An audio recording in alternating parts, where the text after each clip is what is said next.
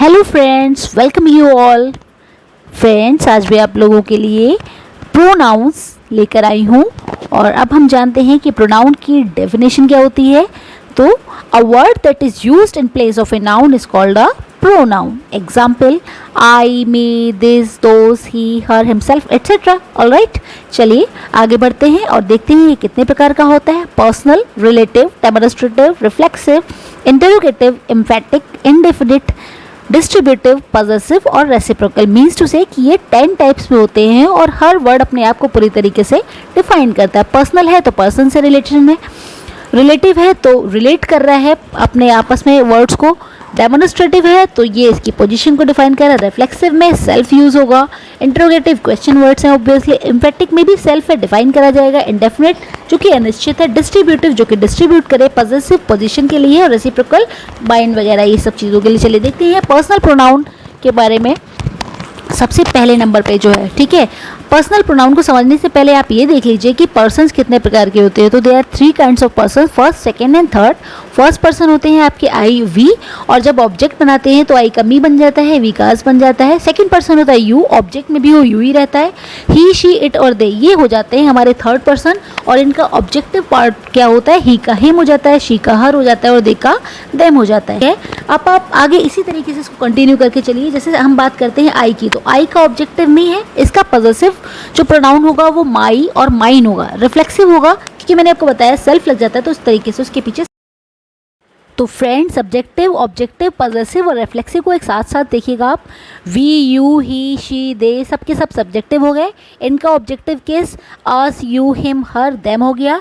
और पॉजेसिव में ये क्या बन गया, आवर से आवर्स। ठीक है, रिफ्लेक्सिव में आवर सेल्फ हो गया और पॉजेसिव में देखें तो यू का योर, योर्स हो गया और रिफ्लेक्सिव में योर सेल्फ हो गया। इसी तरीके से ही से पॉजेसिव बना हिज और रिफ्लेक्सिव बना हिमसेल्फ। शी से ऑब्जेक्टिव बना हर, पॉजेसिव बना हर और हर्स और इधर हो गया हर सेल्फ। दे से क्या बना देम और देम से इधर आ गया देम, इसका बन गया देयर, देयर्स और फिर देमसेल्व्स। चलिए आगे बढ़ते हैं हम इसी तरीके से अपने प्रोनाउन नंबर थर्ड की तरफ, जिसको हम कहते हैं रिलेटिव प्रोनाउन।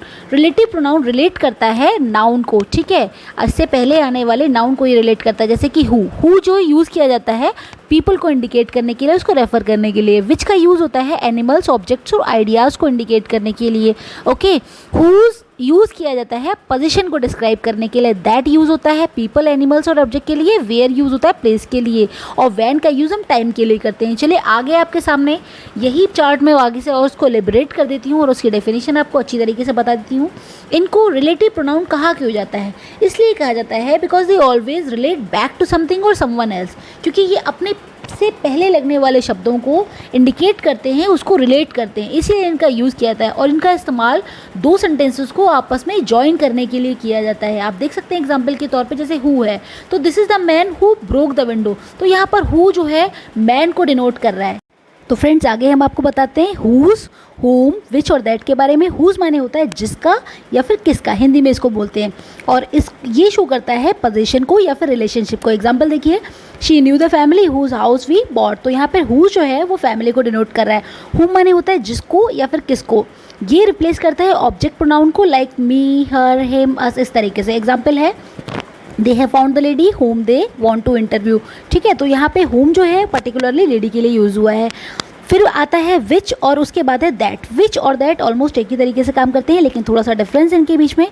विच का यूज़ हम करते हैं नॉन रेस्ट्रिक्टिव क्लॉजेज में। नॉन रेस्ट्रिक्टिव मतलब नॉन एसेंशियल भी आप इस तरीके से समझ सकते हैं। ये थोड़ी सी बात को बहुत एलेबोरेट करके कह दिया जाए, वहाँ पर विच का यूज़ होता है। जैसे कि my precious blue lamp which was in the room was broken, comma comma लगा के बात हो रही है। लेकिन दैट की केस में ऐसा, दैट का use friends completely restrictive clauses में होता है। जैसे कि आप देखिए example, the lamp that was in the room was broken, यहाँ पर कहीं भी किसी भी कॉमा की आवश्यकता नहीं पड़ी है और बिल्कुल रिक्वायर्ड बात को यहाँ पर कहा गया है। बेसिकली यही इनके बीच में विच और दैट के बीच का डिफरेंस यहाँ पर आपको समझाया गया है। चलिए आगे बढ़ते हैं हम अपने अगले प्रोनाउन की तरफ, जिसका नाम है डेमोन्स्ट्रेटिव।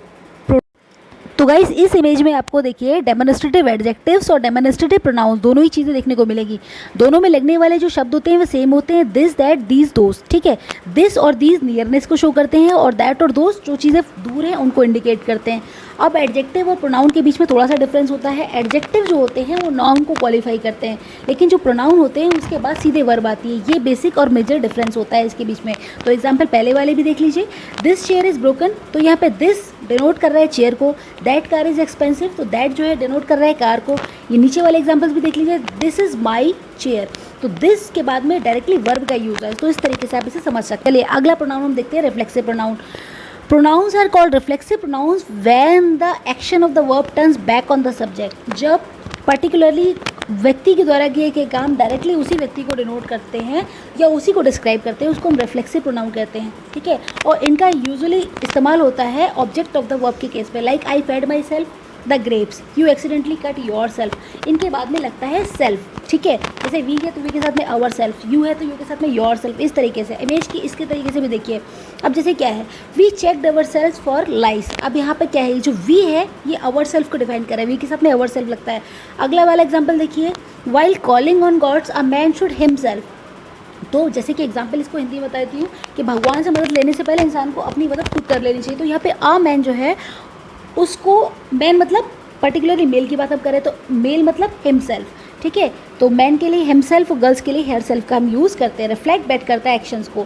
अगला है एम्फेटिक प्रोनाउन। रिफ्लेक्सिव और एम्फेटिक मोस्ट प्रोबेबली सेम होते हैं, बहुत थोड़ा सा डिफरेंस होता है इनके बीच में। इनके पीछे भी सेल्फ का ही यूज़ होता है। एग्जाम्पल जिसको डेफिनेशन समझिए सबसे पहले, व्हेन रिफ्लेक्सिव प्रोनाउंस आर, जब रिफ्लेक्सिव प्रोनाउन का यूज़ नाउन को एम्फेसाइज करने के लिए किया जाता है तब वो बन जाते हैं आपके एम्फेटिक प्रोनाउन। ओके, होते वो वही हैं, सेम होते हैं, रिफ्लेक्सिव होते हैं, लेकिन ये एम्फेटिक में क्या होता है कि यही her self, them self, our self, ये सब के सब प्रोनाउन के बाद में ले जाते हैं। जैसे she herself informed me, they themselves saw it.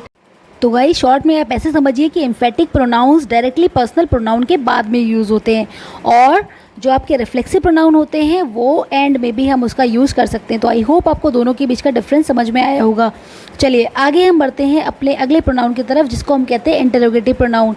Interrogative मतलब क्वेश्चन वर्ड से स्टार्ट होने वाले, लाइक हु, हुम, हुज, व्हाट, व्हिच। गाइज एक और इम्पॉर्टेंट बात आप लोग समझ लीजिए, क्योंकि हम यहाँ पे प्रोनाउंस को स्टडी कर रहे हैं, तो आप एक बात ध्यान रखिएगा कि प्रोनाउंस के बाद में कभी भी डायरेक्टली नाउंस यूज़ नहीं होते। प्रोनाउंस के बाद में हमको वर्ब का यूज़ करना होता है। ऑलराइट, तो यहाँ पे हम इंट्रोगेटिव प्रोनाउंस सीख रहे हैं और इनका यूज़ किया जाता है क्वेश्चंस को पूछने के लिए। तो जैसे सबसे पहले हु, ये पीपल के लिए यूज़ होता है, जैसे कि हु लव्स पीस, ठीक है।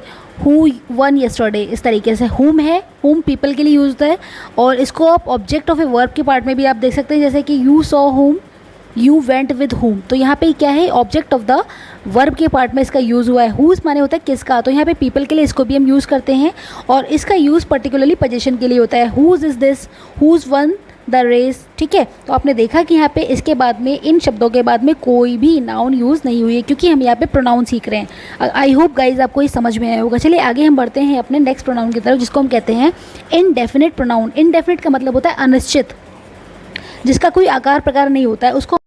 इसकी डेफिनेशन समझिए, a pronoun that does not refer to a particular person और thing but refers to any person और thing in a general is called indefinite pronoun. Okay, चलिए आगे इसको और अच्छी तरीके से समझने की कोशिश करते हैं। आपके सामने इसकी डेफिनेशन में पहले ही समझा चुकी हूँ। ये रेफर करता है पर्सन को और थिंग को विदाउट बीइंग स्पेसिफाइड, ठीक है, बिना स्पेसिफिकेशन के हम उसको समझते हैं। जैसे कि आई हैव ईटन एवरीथिंग, ठीक है, I have nothing for breakfast, I need to find something, तो एवरीथिंग, समथिंग, नथिंग, इस तरीके से हम इस तरीके के शब्दों का यूज़ हम इंडेफिनिट प्रोनाउन में करते हैं। चलिए आगे देखते हैं। If the indefinite pronoun refers to an object it ends in thing. अगर इंडेफिनिट प्रोनाउन किसी ऑब्जेक्ट को रेफर करता है तो उसकी एंडिंग में थिंग का यूज़ होता है, like do you want to eat something, okay, anything, something, nothing, everything. जब हम थिंग को रेफ़र करते हैं तो वहाँ पर समथिंग इस तरीके से यूज होता है, और जब हम किसी पर्सन को रेफ़र करते हैं तो वहाँ पर समवन, नो वन, एवरीवन, इस तरीके से हम शब्दों का इस्तेमाल करते हैं। तो आई होप आपको ये इंडेफिनिट प्रोनाउन समझ में आया होगा। अगला प्रोनाउन है हमारा distributive pronoun. They denote person और thing one at a time, ठीक है।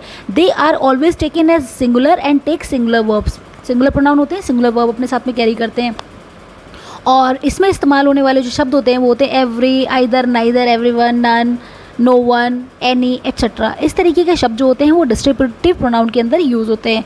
ओके गाइस, चलिए आगे हमारा जो नेक्स्ट प्रोनाउन है वो है पजेसिव प्रोनाउन। पजेसिव का मतलब होता है पोजेशन। तो ये आप देखिए यहाँ पे सामने है सब्जेक्ट प्रोनाउंस, उसके बगल में है पजेसिव प्रोनाउन। तो जैसे आई है तो आई का पजेसिव प्रोनाउन हो गया माइंड। माइंड मतलब बिलोंग टू मी। यू का पजेसिव हो गया योर्स। योर्स का मतलब होता है belong to you. His belong to him, hers belong to her, its belong to it, there.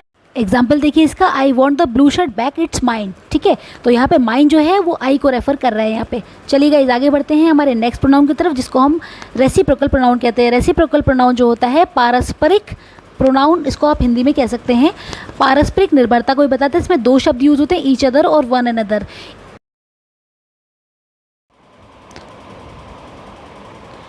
Friends, each other का यूज़ हम दो लोगों की म्यूचुअल अंडरस्टैंडिंग को डिफाइन करने के लिए करते हैं, और वन अनदर का यूज़ हम तीन या तीन से ज़्यादा लोगों के अंडरस्टैंडिंग को डिफाइन करने के लिए करते हैं। Thank you very much guys for watching this video. I hope आपको ये वीडियो अच्छा लगा होगा। अगर आपको ये मेरा वीडियो पसंद आया है तो प्लीज़ लाइक करें, शेयर करें, कमेंट करें और मेरे चैनल को सब्सक्राइब करें।